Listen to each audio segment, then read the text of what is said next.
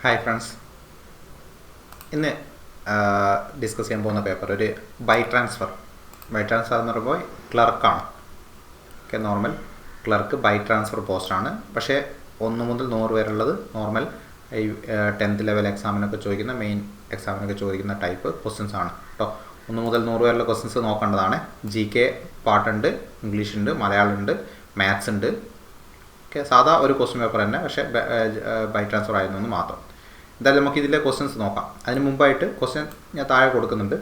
അതിന് മുമ്പായിട്ട് ഇതിൽ എത്രത്തോളം പ്രീവിയസ് ക്വസ്റ്റ്യൻസ് ആദ്യത്തെ 10ൽ എത്രത്തോളം ചോദിച്ചിട്ടുണ്ടെന്നുള്ളത് ഞാൻ ജസ്റ്റ് ഒന്ന് പറയാം. തൃപ്പടിദാനം പ്രീവിയസ് ആണ്. ഏഴിമല രാജവംശം പ്രീവിയസ് ആണ്. 3 തത്വങ്ങൾ പ്രീവിയസ് ഒരു പ്രാവശ്യം ചോദിച്ചിട്ടുണ്ട് ഇപ്പോൾ ഒരിക്കൽ. താഴെ പറയുന്ന ഫ്രഞ്ച് വിപ്ലവവുമായി ബന്ധപ്പെട്ട് ചോദിച്ചതാണ്. ദാദാഭായ് നവറോജിയുമായിട്ട് ബന്ധപ്പെട്ട് ഇക്കാര്യങ്ങളൊക്കെ ചോദിച്ചതാണ്.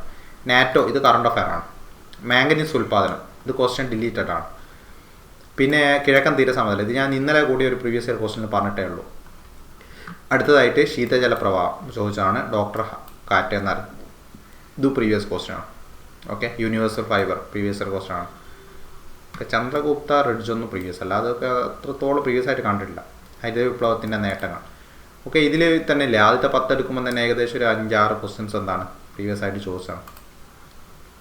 എന്തായാലും ക്വസ്റ്റ്യൻ അതിൻ്റെ റിലേറ്റഡ് ആയിട്ടുള്ള ഫാക്ട്സുകളൊക്കെ ഒന്ന് എന്ത് ചെയ്യാം നമുക്കൊന്ന് നോക്കാം.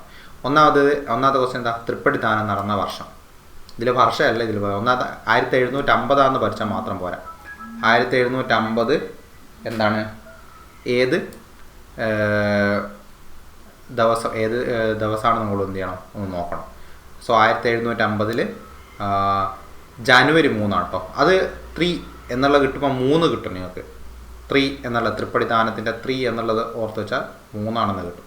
ഓക്കെ, തൃപ്പടിദാനം. പക്ഷേ ജനുവരിയാണെന്ന് ഓർത്ത് നോക്കണേ. ജനുവരിയിലാണ് 1750. ഇനി എന്താ തൃപ്പടിദാനമായിട്ട് ബന്ധപ്പെട്ട് പറയുകയാണെങ്കിൽ, തൃപ്പടിദാനം നടത്തിയ തിരുവിതാംകൂർ ഭരണാധികാരി മാർത്താണ്ഡവർമ്മ. തൃപ്പടിദാനം നടത്തിയ തിരുവിതാംകൂർ ഭരണാധികാരി മാർത്താണ്ഡവർമ്മയാണ്. ഇനി മാർത്താണ്ഡവർമ്മ ശ്രീ പത്മനാഭന് തൻ്റെ രാജ്യവും സമ്പത്തും ഒക്കെ സമർപ്പിക്കുന്നതാണ് തൃപ്പടിദാനം എന്ന് പറയാൻ ഉദ്ദേശിക്കുന്നത്. അതാണ് മെയിനായിട്ട് അതിൽ പഠിക്കാനുള്ള ഡേറ്റും. അത്രയും ഇതിൽ പഠിക്കാണ് തൃപ്പടിദാനത്തിൽ, അത്രയും മെയിനായിട്ട് ചോദിച്ചിട്ടുള്ളൂ മുമ്പ്. ഇനി രണ്ടാമത്തെ ക്വസ്റ്റ്യൻ, ഏഴിമല രാജവംശത്തെക്കുറിച്ച് പ്രതിപാദിപ്പിക്കുന്ന മൂഷകവംശ കാവ്യം രചിച്ചത് ആരാന്നാണ്? അബ്ദുലനാണ്. ഓക്കെ, മൂഷകവംശ കാവ്യം രചിച്ചത് അബ്ദുൽ. മറന്നുകൊണ്ട് ഇത് പ്രീവിയസ് ചോദിച്ചിട്ടുണ്ട്. ഒരു കഴിഞ്ഞ വർഷം തന്നെ 2 വർഷം മുമ്പൊക്കെ പ്രിലിംസിനൊക്കെ ഇങ്ങനെ എടുത്ത് ചോദിച്ചിട്ടുണ്ടായിരുന്നത്. ഈ മൂഷകവംശ കാവ്യം ഒരു ഇമ്പോർട്ടൻ്റ് ആയിട്ടുള്ളൊരു കൃതിയാട്ടോ. ചരിത്രപരമായിട്ട് വളരെ പ്രാധാന്യമുള്ള, കേരളത്തെ കുറിച്ച് ആദ്യമായിട്ട് ഒക്കെ വരുന്ന ഒരു മൂഷകവംശ കാവ്യം എന്നുള്ള മൂഷകവംശത്തെ പറ്റിയുള്ള. ഓക്കെ, എവിടെയാണ് ഈ മൂഷകവംശം എന്ന് പറയുന്നത്? ഏഴിമല രാജവംശം എന്നൊക്കെ പറയുന്നത് കണ്ണൂർ കേന്ദ്രീകരിച്ചുള്ള രാജവംശമാണ്. അത് മറന്നുകൊണ്ടാണ്, അത് വേണമെങ്കിൽ ഒന്ന് ഓർത്ത് വെച്ചാൽ കണ്ണൂർ കേന്ദ്രീകരിച്ചുള്ള രാജവംശമാണത്.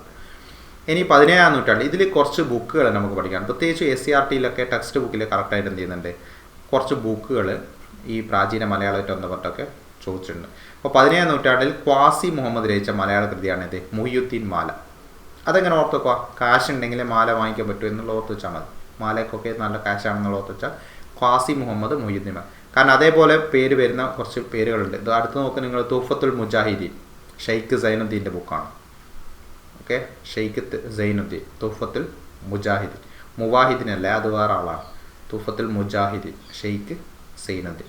ഇനി അടുത്താണ് പുത്തൻപാന. അത് 18-ാം നൂറ്റാണ്ടിൽ തന്നെയാണ്. പുത്തൻപാന അർണോസ് പാതിരി മുമ്പ് ചോദിച്ചിട്ടുണ്ട് പുത്തൻപാന.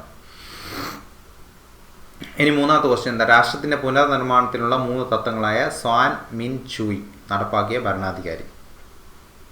ഓക്കെ, സാൻ മിൻ ചൂയി ആര്യ? സൺയാട്സനാണ്. സൺയാട്സൻ. അത് സൺ എന്നുള്ള അതിൽ തന്നെ നിങ്ങൾക്ക് കിട്ടണം സൺയാട്സൻ എന്നുള്ളത്. എൻ്റെ പേരിൻ്റെ ആദ്യത്തെ ലെറ്റർ തന്നെയാണ് ഇതിന് തത്വങ്ങൾക്ക് കൊടുത്തെന്ന് ഓർത്ത് വെച്ചാൽ മതി. എന്നാൽ തന്നെ ഏകദേശം കിട്ടും. അപ്പോൾ ചൈനയുടെ മാറ്റത്തിനായി സന്യാസൻ അവതരിപ്പിച്ച പരിപാടിയാണിത്. 3 പ്രിൻസിപ്പിൾ എന്ന് പറയുന്നത്. അതിൻ്റെ പേരാണ് സാൻ മിൻ ചൂയി. ഓക്കെ, ആധുനിക ചൈനയുടെ സ്ഥാപകനാണ് ഏത്? സന്യാസൻ. അതുകൊണ്ട് ആധുനിക ചൈനയുടെ സ്ഥാപകൻ ആരാണെന്ന് ചോദിച്ചാൽ സന്യാസനാണ്. സന്യാസൻ്റെ രൂപീകരിച്ച പാർട്ടിയാണ് കുമിന്താങ് പാർട്ടി. റിപ്പബ്ലിക്കൻ ഭരണം സ്ഥാപിച്ച പാർട്ടിയാണ് ഈ കുമിന്താങ് പാർട്ടി. കുമിന്താങ് പാർട്ടി ആരുടെയാണ്? സന്യാസൻ്റെയാണ്. ഇനി 4ാമത്തെ ക്വസ്റ്റ്യൻ, താഴെ പറയുന്നത് ഫ്രഞ്ച് വിപ്ലവവുമായി ബന്ധപ്പെട്ട സംഭവങ്ങൾ ഏതെല്ലാം? ഫ്രഞ്ച് വിപ്ലവവുമായിട്ട് ബന്ധപ്പെട്ടത് ഏതൊക്കെയാണെന്നാണ് ക്വസ്റ്റ്യൻ. ടെന്നീസ് കോർട്ട് പ്രതിജ്ഞ ഫ്രഞ്ചാണ്. പിന്നെ ഇതിലുള്ള ബാസ്റ്റിൽ കോട്ടയുടെ പതനം ഫ്രഞ്ചാണ്. അപ്പോൾ ഇതിൽ 1 3 വരും അല്ലേ, ജസ്റ്റ് ഒന്ന് ചെക്ക് ചെയ്യട്ടെ. 4 D ആണ്, 1 3. ഓക്കെ, ഇത് ആ 1 ടെന്നീസ് കോഡ് പ്രതിജ്ഞ ബാസ്റ്റൈൽ ജയിലിൻ്റെ പതനമാണ്. ഇത് ഫ്രഞ്ച് വിപ്ലവമായിട്ട് ബന്ധപ്പെട്ട കാര്യങ്ങൾ. ബോസ്റ്റൺ ടീ പാർട്ടിയും ഫിലോഡൽഫിയ കോൺഗ്രസ് ഒക്കെ അമേരിക്കൻ റവല്യൂഷനായിട്ട് ബന്ധപ്പെട്ട കാര്യമാണ്. ജസ്റ്റ് ഞാൻ പറയാം. ഇതിൽ ഒന്നാമത്തെ കേസ് എന്തായിരുന്നു, ടെന്നീസ് കോഡ് പ്രതിജ്ഞ അല്ല. നമുക്കറിയാം ഫ്രഞ്ചിലെ കോമൺസ്, അതായത് 3 എസ്റ്റേറ്റുകളാണ് ഉണ്ടായിരുന്നത്. 3ാമത്തെ എസ്റ്റേറ്റാണ് കോമൺസ് എന്നറിയപ്പെടുന്നത്. സോ അവർക്ക് വോട്ടവകാശത്തിന് വേണ്ടിയിട്ട് 1789 ഓർത്ത് വെക്കണേ, നടന്ന പ്രതിജ്ഞയാണ് ടെന്നീസ് കോർട്ട് പ്രതിജ്ഞ എന്ന് ഉദ്ദേശിക്കുന്നത്. കുറച്ച് ഹിസ്റ്ററി പറയാനുണ്ട് അതിൽ, എന്നാലും ഓർത്ത് വെച്ചോ, ആ ഒരു ഇയർ ഓർത്ത് വെക്കണം. പിന്നെ 3ാമത്തെ എസ്റ്റേറ്റാണ് കോമൺസ് എന്നറിയപ്പെടുന്നതെന്ന് ഓർത്ത് വെച്ചു. ഇനി അതേപോലെ ഫ്രഞ്ച് ഭീകരതയുടെ പ്രതീകമായിട്ടുള്ള ഒരു തടവറയായിരുന്നു ഇത് ബാസ്റ്റിൽ കോട്ട്. 1789 തന്നെ, അതേ വർഷം തന്നെ കേട്ടോ, ബാസ്റ്റിൽ കോട്ട് എന്ത് ചെയ്യും, തകർക്കും. ആ ജൂലൈ 14, ബാസ്റ്റിൽ കോട്ട തകർത്ത ജൂലൈ 14 ഫ്രഞ്ച് ദേശീയ ദിനമായിട്ട് പിന്നെ എന്ത് ചെയ്തത്, ആചരിക്കുന്നത്. അത് രണ്ടുമാണ് ഫ്രഞ്ച് വിപ്ലവമായിട്ട് ബന്ധപ്പെട്ട കാര്യങ്ങൾ. ഇനി ഞാൻ പറഞ്ഞു അമേരിക്ക റവല്യൂഷനായിട്ട് ബന്ധപ്പെട്ട് നമ്മളോട് ചോദിച്ചിരിക്കുന്നത് ഒന്ന് Boston tea party, America revolution ഞാൻ മുമ്പ് പറഞ്ഞിട്ടുണ്ട്, 1773. അതേപോലെ 1ാം കോണ്ടിനെൻറ്റിൽ 2ാം കോണ്ടിനെൻറ്റൽ കോൺഗ്രസ് ഫിലാഡൽഫിയയിലാണ് നടക്കുന്നത് 74-75. ഇത് രണ്ടുമാണ് നമ്മളോട് എന്ത് ചെയ്തത്, ഇപ്പോൾ ഓപ്ഷനിൽ സ്റ്റേറ്റ്മെൻ്റ് ആയിട്ട് ചോദിച്ചിരിക്കുന്ന മറ്റ് രണ്ടെണ്ണം. പിന്നെ പാരീസ് ഉടമ്പടി മറന്നു കൊണ്ട 83. ഓക്കെ, ഇതൊക്കെ അമേരിക്ക വിപ്ലവമായിട്ട് ബന്ധപ്പെട്ട കാര്യങ്ങളാണ്. 5ാമത്തെ ക്വസ്റ്റ്യൻ എന്താ, താഴെ പറയുന്നവർ ദാദാഭായ് നവറോജിയുമായി ബന്ധപ്പെട്ട ശരിയായ പ്രസ്താവനകൾ ഏതെല്ലാം? എന്താ ശരിയായ പ്രസ്താവനകളൊക്കെ അല്ല. ലണ്ടൻ ഈസ്റ്റ് ഇന്ത്യ അസോസിയേഷൻ രൂപീകരിച്ചു, കറക്റ്റാണ്. കോൺഗ്രസിലെ തീവ്രവാദി നേതാവായിരുന്നു, തെറ്റാണ് കേട്ടോ. തീവ്രവാദിയല്ല, മിതവാദി നേതാവാണ് ആര്, ഈ ദാദാഭായ് നവറോജി.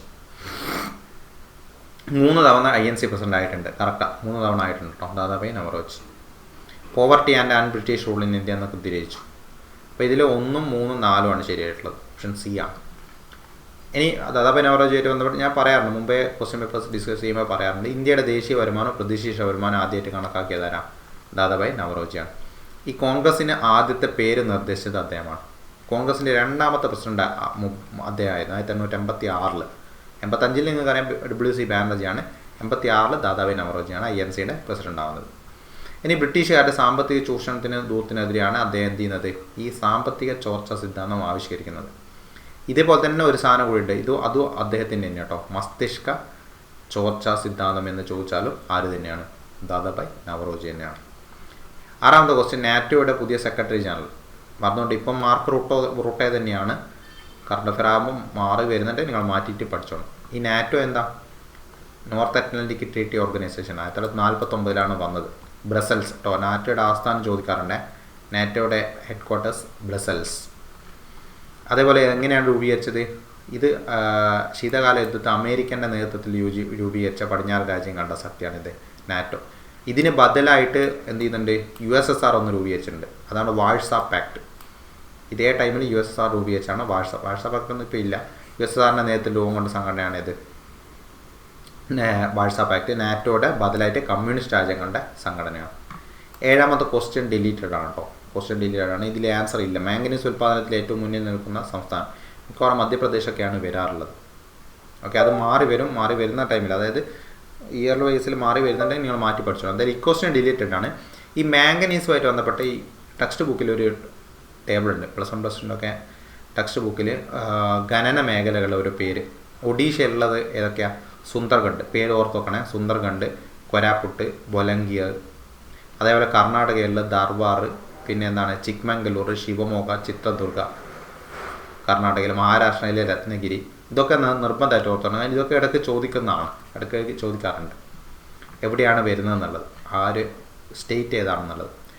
8ാമത്തെ ക്വസ്റ്റ്യൻ എന്താ, താഴെ തന്നിരിക്കുന്നതിൽ കിഴക്കൻ തീര സമതല പ്രദേശത്തിൻ്റെ സവിശേഷതകൾ ഏവ? ഞാൻ പറഞ്ഞു തീരസമതലം, ഇപ്പോൾ ഇന്ത്യയുടെ മാപ്പിങ്ങിനാണെങ്കിൽ ഇത് പടിഞ്ഞാറാണ്, ഇത് കിഴക്കാണ്. അപ്പോൾ കിഴക്കൻ തീര സമതലം എന്ന് പറയുമ്പോൾ ഇവിടെ വരും. ഓക്കെ, ഈ ഒരു ഏരിയയിൽ വരുന്നതിന് കുറച്ച് പ്രത്യേകത ഉണ്ട്, അത് ഞാൻ എടുത്ത് പറയാറുണ്ട്. എന്താ ഇതിൻ്റെ പ്രത്യേകത എന്താ, ഒന്ന് കായലുകളും അഴിമുഖങ്ങളും കാണപ്പെടുന്നു. ഇത് തെറ്റാ, ഇത് കിഴക്കല്ല, ഇത് പടിഞ്ഞാറാണ് വരിക. നിങ്ങൾക്കറിയാം, ഇപ്പോൾ നമുക്ക് പടിഞ്ഞാറാണ് കേരളമൊക്കെ വരുന്നത്. കേരളത്തിലൊക്കെ എത്ര കായലുകളും അഴിമുഖങ്ങളൊക്കെ എത്ര കായലുകളുണ്ട്, അങ്ങനെ ഓർത്ത് വെച്ചാൽ മതി. കേരളത്തിൽ ഒത്തിരി കായലുകളുണ്ടല്ലോ. ഇപ്പോൾ പടിഞ്ഞാറാണ് കായലുകളൊക്കെ രൂപീകരിക്കുന്നത് മെയിനായിട്ട്. ഇനി ഡെൽറ്റ രൂപീകരണം നടക്കുന്നു, അത് കിഴക്കാണ്, ഇവിടെയാണ് കേട്ടോ ഡെൽറ്റ രൂപീകരണം മെയിനായിട്ട് നടക്കുന്നത്. അതേപോലെ താരതമ്യേന വീതി കുറവല്ല, കൂടുതലാണ്. താരതമ്യേന വീതി കൂടുതലാണ് ഇതിന്. ഓക്കെ, വീതി കൂടുതലായതുകൊണ്ട് തന്നെ അവിടെ ഹാർബറൊക്കെ ഉണ്ടാക്കാൻ എന്താണ് അവിടെ ബുദ്ധിമുട്ടാണ്. ഇതിൽ കിഴക്കൻ ആയിട്ട് ബന്ധപ്പെട്ട ഏതൊക്കെയാണ്? കിഴക്കൻ തീരസമതലമായിട്ട് ബന്ധപ്പെട്ടത് ഒന്ന് ഡെൽറ്റ രൂപീകരണവും അതേപോലെ വീതി കൂടുതലും, 2ഉം 4ഉമാണ്. Option C. ഒന്ന് ചെക്ക് ചെയ്യട്ടെ. 8C ആണ്. യെസ്, ഓപ്ഷൻ സി ആണ്. ഇനി ഇതിൽ എന്താ ഈ കിഴക്കൻ തീരസമതലം ഇവിടുന്ന് സ്റ്റാർട്ട് ചെയ്യുന്നത്? സുന്ദർബൻസ്, അതായത് സുന്ദരവനം മുതൽ കന്യാകുമാരി, ഇവിടാണ് കന്യാകുമാരി വരെ ബംഗാൾ ഉൾക്കടലിനിടയിലാണ് എന്ത് ചെയ്യുന്നത്? കിഴക്കൻ തീരപ്രദേശം, പൂർവ്വ തീരം കിഴക്കൻ തീരപ്രദേശം വരുന്നത്. പശ്ചിമ തീരത്തെ ഉപേക്ഷിച്ച് കിഴക്കൻ തീര സമതലം സമതലം വീതി കൂടിയതാണ്. ഓക്കെ, അതേപോലെ ഉയർത്തപ്പെട്ട തീരത്തിന് ഉദാഹരണമാണ് ഇത് കിഴക്കൻ തീര സമതലം. കിഴക്കോട്ടൊഴുകി ബംഗാൾ ഉൾക്കടലിൽ പതിക്കുന്ന നദികൾ വിശാലമായിട്ടുള്ള ഡെൽറ്റകൾ സൃഷ്ടിക്കും. അതാണ് ഇപ്പോൾ പറഞ്ഞത്. ഇനി കിഴക്കൻ തീര സമയത്ത് 2ആയിട്ട് തിരിച്ചിട്ടുണ്ട്. അപ്പോൾ കുട്ടികളെ ഇവിടെ ഏകദേശം ഈ ഒരു ഭാഗത്ത് വെച്ചിട്ട് 2ആയിട്ട് എന്ത് ചെയ്യുന്നുണ്ട്? കിഴക്കൻ തീര സമതലം വിഭജിക്കുന്നുണ്ട്. ആ 2 കഷ്ണങ്ങളാണ് ഏതൊക്കെ? ഒന്ന് കോറമണ്ഡൽ തീരവും പിന്നെ ഉള്ളത് വടക്കൻ സിർക്കാസും. കോറമണ്ഡൽ തീരം എന്ന് പറയുമ്പോൾ ഈ തമിഴ്നാടിൻ്റെ ഏരിയ, തമിഴ്നാടും ആന്ധ്രാപ്രദേശുമായിട്ട് ബന്ധപ്പെട്ട ആ ഒരു ഭാഗമാണ് ഇത് കോറമണ്ഡൽ തീരം. പിന്നെ ഉള്ളതോ മുകളിലോട്ട്, അതായത് ആന്ധ്രാപ്രദേശിൻ്റെ വടക്കൻ തീരവും പിന്നെ ഒഡീഷ പശ്ചിമ ബംഗാളൊക്കെ വരുന്നതാണ് ഏത്? ആ വടക്കൻ സിർക്കാസ്. മറന്നുകൊണ്ട് ഇതൊക്കെ ചോദിക്കാറില്ല, അതുകൊണ്ടാണ് ഞാൻ എടുത്ത് പറയുന്നത്. ഇനി 9ാമത്തെ ക്വസ്റ്റ്യൻ, താഴെ പറയുന്നവയിൽ ശീതജല പ്രവാഹം ഏത്? അത് തണുത്ത് വിറക്കുക എന്നുള്ള ഓർത്ത് വെച്ചാൽ എന്ത്? വിറക്കുക എന്നുള്ള ഓർത്ത് വെച്ചാൽ വിറക്കുക. പെറു പ്രവാഹമാണ് ഏത്? ശീതജല പ്രവാഹം. അപ്പോൾ ഈ പ്രവാഹങ്ങൾ ഏത് സമുദ്രത്തിലാണെന്നുള്ളതും പഠിക്കണം, അതിൻ്റെ സ്വഭാവം ഏതാണ്. മെയിനായിട്ട് പസഫിക്കിൽ വരുന്ന ഇതൊക്കെയാണ്: കുറേഷ്യോ, ഒയേഷ്യോ, പിന്നെന്താ പെറു, കാലിഫോർണിയ, ഹംബർട്ട്. ഇതൊക്കെയാണ് പസഫിക്കിൽ വരുന്നത്. ഇതിൽ കുറേഷ്യോ ഉഷ്ണമാണ്, മറ്റുള്ളതൊക്കെ ശീതമാണ് കേട്ടോ. ഇനി അറ്റ്ലാന്റിക്കിൽ വരുന്ന ഗൾഫ് സ്ട്രീം, ലാബ്രഡോർ. അതിൽ ഗൾഫ് സ്ട്രീം ഉഷ്ണമാണ്, അത് നിങ്ങൾക്ക് ഏകദേശം കിട്ടും. ഗൾഫിൽ നല്ല ചൂടാണെന്നുള്ള ഓർത്ത് വെച്ചാൽ മതി. ലാബ്രഡോർ ശീതമാണ്. ഓക്കെ. ഇനി മൊസാംബിക്ക് ഇന്ത്യൻ മഹാസമുദ്രത്തിൽ വരുന്നതാണ് മൊസാംബിക്ക് മൺസൂൺ. അതൊക്കെ എന്താണ്? ഉഷ്ണജല പ്രവാഹങ്ങളാണ്. ഓക്കെ, മൺസൂൺ മാറുന്നുണ്ട്, ഉഷ്ണജലമാണ്. 10ാമത്തേത് ഡോക്ടർ കാറ്റ് എന്നറിയപ്പെടുന്ന പ്രാദേശിക വാതകത എന്നുള്ളതാണ്. ഇത് ഞാൻ കോഡ് പറഞ്ഞിട്ടുണ്ട് മുമ്പ്. എന്താ? നോർമലി സമരങ്ങൾ നടക്കും, ഡോക്ടറെ മാറ്റണം. ഇപ്പോൾ ഗവൺമെൻറ് ഹോസ്പിറ്റലുകളിലൊക്കെ സമരം നടക്കുമ്പോഴൊക്കെ ഇടയ്ക്ക് നിങ്ങൾ കേൾക്കും. ഇപ്പോൾ ഹർമാറ്റൺ, ഡോക്ടർ അങ്ങനെ ഓർത്ത് വെച്ചാൽ മതി. ആ ഒരു കണക്ഷൻ കൊടുത്ത ഹർമാറ്റൺ. ഇതിലുള്ള ചിനൂക്ക്, ലൂ, ഫൊൻ എൻ്റെ ഒക്കെ ചോദിച്ചിട്ടുണ്ട് കേട്ടോ മുമ്പ്. ഈ ഫൊൻ എന്താ? ഫൊൻ എന്ന് വെച്ചാൽ യൂറോപ്പിലെ ആൽപ്സ് പർവ്വതത്തിൻ്റെ വടക്കേ ചെരുവിൽ വീശുന്ന ഉഷ്ണക്കാറ്റ്. അങ്ങനെ തന്നെ എടുത്ത് ചോദിക്കാറുണ്ട് ഫൊൻ ഏതാണെന്നുള്ളത്. ഇനി ചിനൂക്ക് ഞാൻ പറഞ്ഞു. ചിനൂക്ക് ഏതാ? മഞ്ഞു തീനി എന്ന് വിളിക്കുന്ന പ്രാദേശികവാദമാണ് ഇത് ചിനൂക്ക്. അത് വീശുന്ന എവിടെയാണ്? റോക്കീസ് പർവ്വതങ്ങളുടെ കിഴക്കൻ ചെരുവിലേക്ക് താഴേക്ക് വീശുന്ന ഉഷ്ണക്കാറ്റാണ് ഇത് ചിനൂക്ക് എന്നുള്ളത്. മറന്നുകൊണ്ടേ, അതൊക്കെ ഒന്ന് പഠിക്കണം. പ്രാദേശികവാദങ്ങൾ നിർബന്ധമായിട്ട് പഠിച്ചേക്കണം. അതിൽ ലൂ ഒക്കെ നോക്കണേ. ലൂ ഒക്കെ ഇടയ്ക്കിടയ്ക്ക് ഇങ്ങനെ എടുത്ത് ചോദിക്കാറുണ്ട്. ഓക്കെ, ഇത്രയാണ് അപ്പോൾ 10 ക്വസ്റ്റ്യൻസ്. ക്വസ്റ്റ്യൻ പേപ്പർ ഫുള്ളായിട്ടൊന്ന് അനലൈസ് നോക്കട്ടോ. നമുക്ക് അടുത്ത ക്ലാസ്സിൽ വേറൊരു ക്വസ്റ്റ്യൻ പേപ്പർ ഡിസ്കസ് ചെയ്യാം. Okay, by.